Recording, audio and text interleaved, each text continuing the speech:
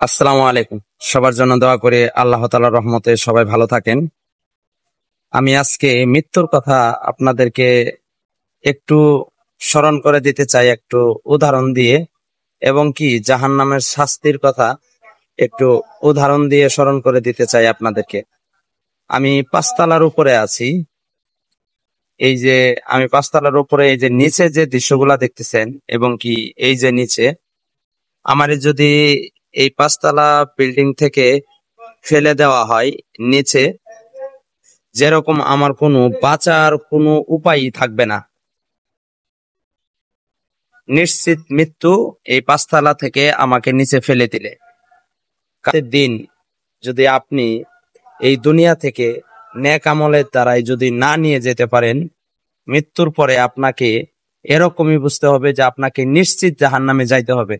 যেরকম আমাকে যদি এই পাঁচতলা থেকে ফেলে দেয়, বাঁচার কোনো ওয়ে থাকবে না। মৃত্যুর পরে আপনার আমল ছাড়া জান্নাতে কোনোভাবেই যাইতে পারবেন না, মহান আল্লাহ তাআলা যদি আপনাকে মাফ না করে। তাই ইনশাআল্লাহ আমরা সবাই মহান আল্লাহ তাআলার কাছে দোয়া করব, আল্লাহ তাআলা যেন আমাদেরকে হেদায়েত দেন, এবং কি মৃত্যুর পরে জান্নাতুল ফেরদাউস যেন আমাদেরকে দান করেন। আর সবচেয়ে বড় কথা হলো, দুনিয়ার ভিতরে আমরা এক মুসলমান আরেক মুসলমান ভাইকে যেন কষ্ট না দেই, এবং কি সে যদি আহ সঠিক পথে না না থাকে, তাকে সঠিক পথে নিয়ে আসবো নিজের যেতটুকু বোঝের মাধ্যম দিয়ে। এবং কি কেউ যদি কোনো বিপদে পড়ে থাকে, আমার চোখের সামনে এক মুসলমান ভাই আরেক মুসলমান ভাই যদি বিপদ দেখে নিজের খারাপ না লাগে, তাহলে নিজে বুঝতে হবে যে আমার ইমানের দুর্বলতা আছে। তাই সবাই আমরা একজন আরেকজন ভাইয়ের বিপদের পাশে দাঁড়িয়ে যাব, এবং কি একজন আরেকজনের জন্য দোয়া করব, 5 ওয়াক্ত নামাজ করব। সামনে কোরবানি ঈদ, যাদের সামর্থ্য আছে অবশ্যই তারা কোরবানি দিবেন। যাদের সামর্থ্য নাই, একদম নিম্ন শ্রেণীর লোক, তাদের পাশে দাঁড়ানোর চেষ্টা করবেন, এবং কি তাদের খোঁজ খবর নেবেন। আসলে দুনিয়াটা একটা স্বপ্নের জায়গায় আমরা চলে আসছি। মানুষ যেরকম ঘুমের ভিতরে অনেক কিছুই স্বপ্ন দেখে, ঘুম ভেঙে যাওয়ার পরে কিন্তু বাস্তবতা আলাদা হয়ে থাকে, যে আমি ঘুমের ঘরে ছিলাম তাই স্বপ্ন দেখেছি। দুনিয়াতে আমরা ঘুমিয়ে আছি, ধরেন আমি জান্নাতেই আছি এখনো, কিন্তু আমি ঘুমের ঘরে অনেক কিছু দেখতেছি। তবে আমারে যখন ঘুম থেকে ওঠানো হবে, তখন কিন্তু বাস্তবতা আলাদা দেখব।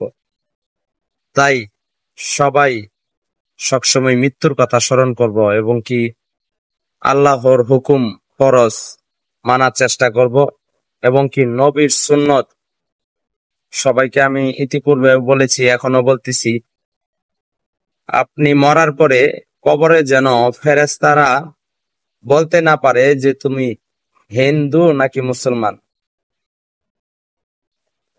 এই কথা বলার পরে অনেকের প্রশ্ন আসতে পারে, যে অনেকের তো আছে যে, আমি বলছি এর জন্য যে তোমার শরীরের ভিতরে, তোমার দেহের ভিতরে যেন আল্লাহ রসুলের যে কোনো সুন্নত থাকে। যেরকম এই যে আমি দাড়ি রেখেছি, মাথায় টুপি রেখেছি, মৃত্যুর পরে তো মাথায় টুপি দিয়ে রাখতে দিবে না, এবং কি আমার দাড়িটা কিন্তু আমার সঙ্গে যাবে।